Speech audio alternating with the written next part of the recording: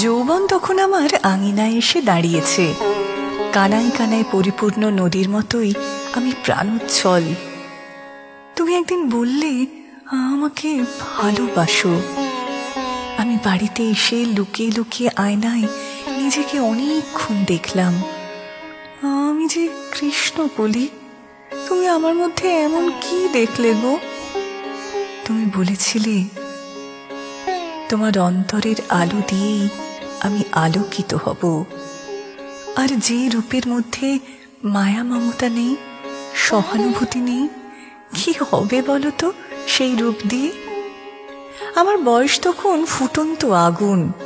আমি মরীচিকার মতন তোমার দিকে ছুটে যেতাম, নিজেকে নিঃস্ব করে দিয়েছিলাম তোমার কাছে। তুমি পাশের বাড়ির চিলেকোঠার একটা ছোট্ট ঘরে, ভাড়ার ঘর, ছোট একটা তক্তাপোষ, 2-4টে বাসনকুসন, ছোট একটা হাঁড়ি করা, তাতে কোনোদিন অন্ন জোটে, আবার কোনোদিন জোটে না। আমি কোনো সময় লুকিয়ে লুকিয়ে মায়ের রান্নাঘরের চাবি চুরি করে, আবার কোনো সময় আমার গানের টিউশনের কিছু টাকা। তুমি অবশ্য ভীষণ সংকোচ করতে। তুমি তখন একটা ভালো চাকরির অপেক্ষায়।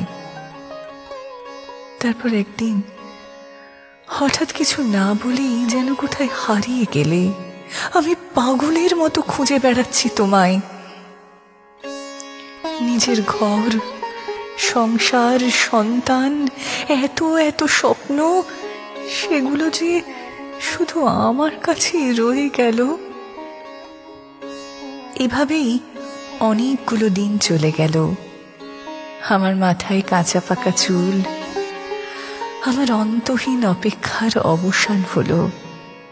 একদিন খবর পেলাম তুমি ভালো চাকরি পেয়েছো, সংসারী হয়েছো, তোমার ঘর আজ পূর্ণিমার আলোয় ভরা, তোমার সোহাগে সে পরিপূর্ণ।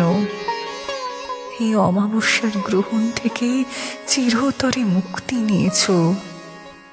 আমি সত্যিই খুব খুশি হয়েছি, জানো তো। কিন্তু তুমি যদি একবার বলে যেতে, তাহলে হয়তো আমার পাশেও কেউ। এভাবে আমার জীবনটা অসম্পূর্ণ থাকতো না। আজও আমার মনে একটা প্রশ্ন রয়ে গেল, কেন তোমার এই ছদ্মবেশ? শ্রাবণ গগন ঘিরে, ঘন মেঘ ঘুরে ফিরে, শূন্য নদীর তীরে রহিন পড়ি, যাহা ছিল নিয়ে গেল সোনার তরী।